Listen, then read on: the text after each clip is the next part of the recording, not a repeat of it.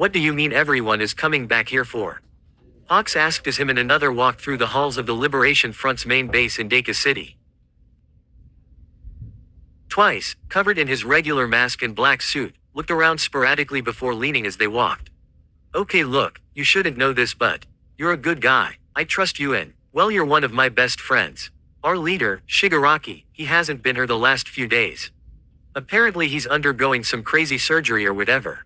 It's supposed to make him unstoppable. While Hawk's eyes remained calm and emotionless, he felt his heart skip a beat.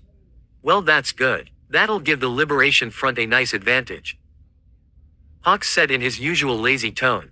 Didn't Shigaraki split the Liberation Front up after the attack from Dabi and Gaslighter? I had to pretend to help the heroes out a bit more than usual. That made life difficult for me, you know. Yay, he did. Sent them to multiple parts of the country. It was a great move. It was the dumbest move. Twice said contradictingly, his quirk messing with his mind. He did it for 3 reasons. In order for the Liberation to not immediately get caught all at once in case the heroes pinpointed the Liberation's location is the first reason. The second reason was to find people with specific quirks that he needs for some reason. Twice got silent as they walked. Hawks yawned, bringing a hand to his mouth. You said there was a third reason. I'm assuming that has to do with what occurred a few days ago. Hawks asked, opening his eyes slightly. A few days ago, in each region the Liberation split and were sent to. Nomu had been released in each area, all at the same time. Most of the damage occurred in Sapporo, Hokkaido, where Nomu seemed even more agitated than any of the others. I think so, but I haven't been told all the details. Twice said, moving a bit eccentrically. I just know thanks to Gaslighter, a lot of doors opened up for us. He scared society and the heroes, throwing everything into chaos. He gave us a lot of time for Shigaraki to get his ultimate weapon in the mountains, strengthen the Liberation, and now he's growing even stronger. And now that he's done early, Shigaraki can make his dream come true. We can make our dream come true with the Liberation. Speaking of which, what is our dream again? Hawks sighed as he put a hand on Twice's shoulder. Guess I'll have to explain it to you again. Let's go, back to the dry erase board. Sir, yes sir, Twice said. While the two redirected themselves back towards the room Hawks would repeatedly teach Twice about the Liberation Front's motives, Hawks' brain was moving 100 miles per hour. Things weren't adding up after Gaslighter's attack. The heroes were caught off guard, multiple agencies and civilian areas being blown up by the combination of Gaslighter and the League of Villains member Dabi. It took an overpowered UA student to finally put an end to the destruction, however the damage had been done. Due to the fear of villains such as the League and Gaslighter, many heroes resigned, many were left injured, and because the heroes allowed this to happen, the government had limited the power of the heroes. If anything, now was the time to act with the Liberation at such an advantage. So why did Redestro allow Shigaraki to split the Liberation Front's men? Was it just a distraction? According to the information Hawks had gathered as a double agent, true loyalty for heroes, the Liberation was the biggest threat to society as it stood today. However, now Shigaraki was ordering the Liberation members to meet once again all together in one place. With Shigaraki's current moves, one would think the Liberation was just a stepping stone. Was Shigaraki's goals not in line with the Liberation? And if not, what were his true goals? And what was this surgery? Hawks had saw it last night, the 2 gigantic explosions, a purple and a green right after. Something was in the works. Something big was coming. However, as much as Hawks wanted to investigate, the Liberation Front had to be dealt with first. So Shigaraki ordered the rest of the Liberation Front to return here right. Guess we might be having a meeting soon. Hawks said, I wonder what he has planned.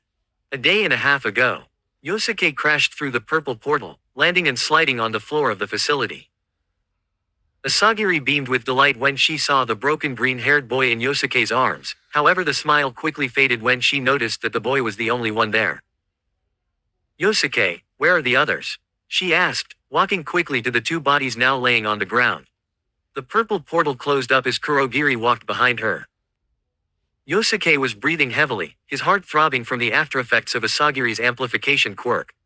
Heroes stopped me, I couldn't get the girls. However, I got the most important one, he said through heavy breaths. Asagiri's frown turned into a wicked smile. No matter about the girls, they would be caught soon enough. Midoriya here was the true prize. Kurogiri, portal is to my car right outside this facility. Asagiri said, raising her hand and snapping her fingers. Kurogiri nodded as he opened a portal. He walked over, grabbing Midoriya and a now passed out Yosuke by the collars and carried them through the portal. Asagiri turned to follow before the cell they were standing in front of caught her eye. My, they would keep you here, wouldn't they? She said with a smile.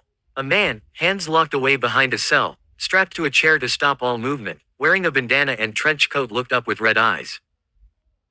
I saw him, Izuku Midoriya. He is my curse. He took away my dream of being quirkless. He represents hero society as it is. Give him to me, I need him dead. The man said. Asagiri laughed. Sorry hun, but Izuku Midoriya is about to become my experiment. I can't let you kill him just yet. However, if you follow my lead, I'll get you out of there. I can't let you kill Midoriya. But I can let you kill a whole lot of heroes if you wish. Crush Midoriya's spirit while I experiment on him. What do you say? I'm guessing if I tried to fight you for him I'd lose. The man said. Asagiri stared for a second before laughing hysterically. You and Dabi couldn't beat him together, and yet my guy took him out by himself. Sorry dear, but there's no way. Better hurry and make a choice, this portal won't last forever. The man laughed before giving his answer. Fine, I'll settle for crushing his spirit. He didn't kill me and made me suffer in here. I'll take what I can get. Good boy, Asagiri said. I'll be back for you. Sit tight, okay? Asagiri turned, walking through the purple portal. Kurogiri, get that other guy with the bandana. You've worked with him before, right? Asagiri said as she walked out the portal, standing next to her car. Kurogiri, who had just finished putting Yosuke and Izuku in the back seat, turned towards Asagiri. Yes, I have. He's a nut job, that one. You can convince him to do just about anything as long as you say, Hero Society, or Izuku Midoriya. Kurogiri said. He would be a great asset to Shigaraki. Asagiri rolled her eyes at the sound of Shigaraki's name. You really were created for the sole purpose of watching over him, weren't you?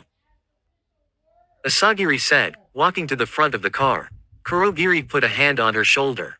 You aren't plotting against Shigaraki, are you? He asked threateningly. I care only for his well-being. Asagiri smiled as she slapped Kurogiri's hand off her shoulder. It's fine. If anything, I'm helping him. As long as it favors all for one, then I'll help him all I can in order to get a good standing with the real villain in charge. Now grab that guy and send him to the Liberation Base. I'm sure they'll find use for him. Kurogiri and Asagiri stared at each other before Asagiri went through the purple portal yet again, the portal closing behind him. Asagiri's twisted gaze turned towards Izuku, looking at him through the car window. Asagiri's grin only grew more. She had him, Izuku Midoriya. Suddenly, before she could reach her hand to the handle of the driver's seat, a creature flew down, landing in front of her. She smiled at her Nomu with wings, holding a boy with blonde hair. Looks like we did get more than one of our targets, she said happily. Monoma looked up to see the red-haired doctor, the eyes behind the mechanical glasses staring deep into his soul. Monoma smiled. If you think you've caught me, then you're sorely mistaken. I am a hero of Class 1B. The greatest hero class. All out of this soon enough.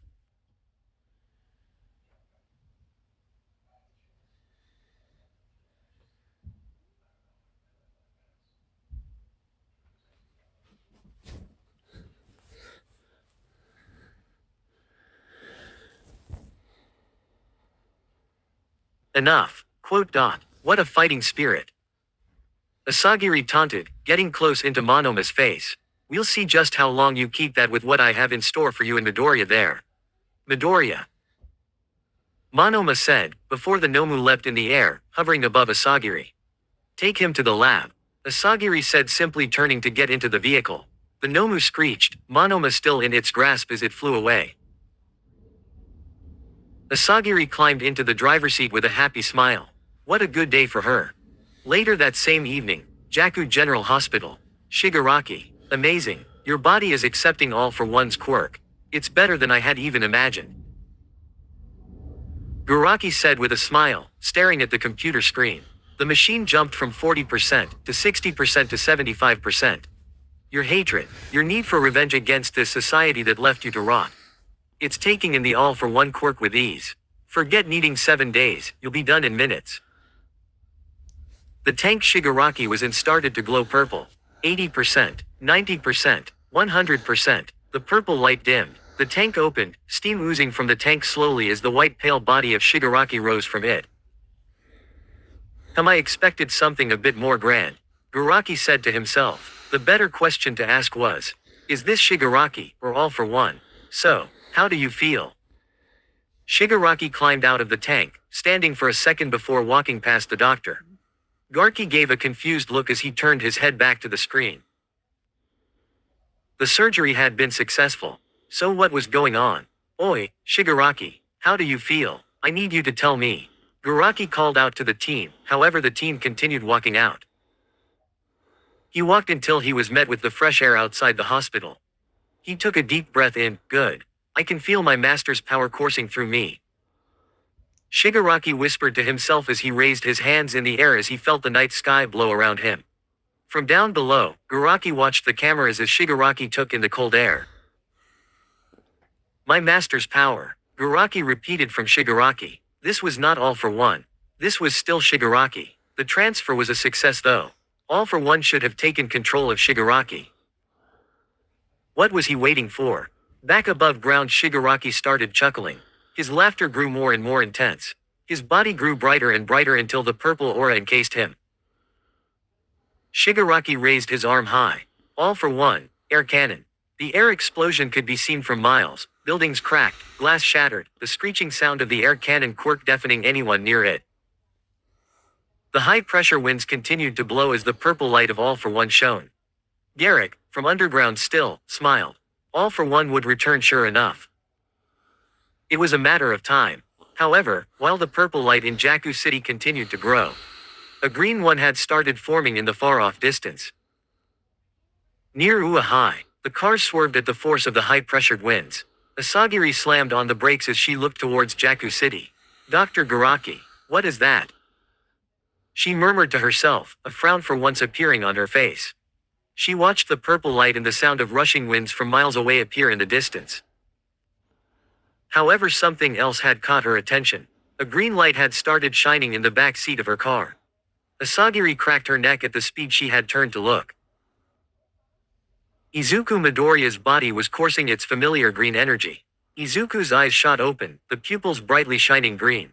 All for one, the boy uttered monotonically as he made to stand. Asagiri smiled. So the quirk One for All instinctively wanted to fight All for One, huh? Unfortunately, the quirk the boy's legs were broken. There was no way her could. Asagiri's thoughts were cut off by the loud force of wind pressure being forced through her car roof. Asagiri banged her head against her steering wheel, caught off guard by the force of the wind, the bright green light shining as Izuku had punched through the roof of the car. Izuku, the will of One for All taking over, started climbing through the roof of the car. Asagiri, disoriented, adjusted herself before watching the broken boy escape the vehicle. Oh no you don't, Asagiri said with a smile. She climbed out quick enough to see the boy standing on broken legs, still surrounded by his green glow, staring at the purple light in the distance. Izuku prepared to jump. Defeat. All. For. One. Asagiri, however, touched herself, the veins of strength coursing through her. She grabbed Izuku's leg, pulling him off the car, slamming him to the ground. The emotionless eyes of One for All stared up at Asagiri, the green light growing brighter as he made to punch yet again. Izuku's fist shot up, the green light exploding in brightness. The green and purple lights eventually diminished. Izuku, the light disappearing from his body, allowed his arm to fall. The teenager had passed out yet again. Asagiri, while her clothes torn and her body burned from the force of winds, stood standing over the boy. That hurt One for All, she muttered with a grin. Maybe if you weren't in such a broken body, I might have been blown away. She grabbed Izuku and tossed him back into the back seat of the car as she stared at the hole he had made in the car roof. Damn, and I like this car too.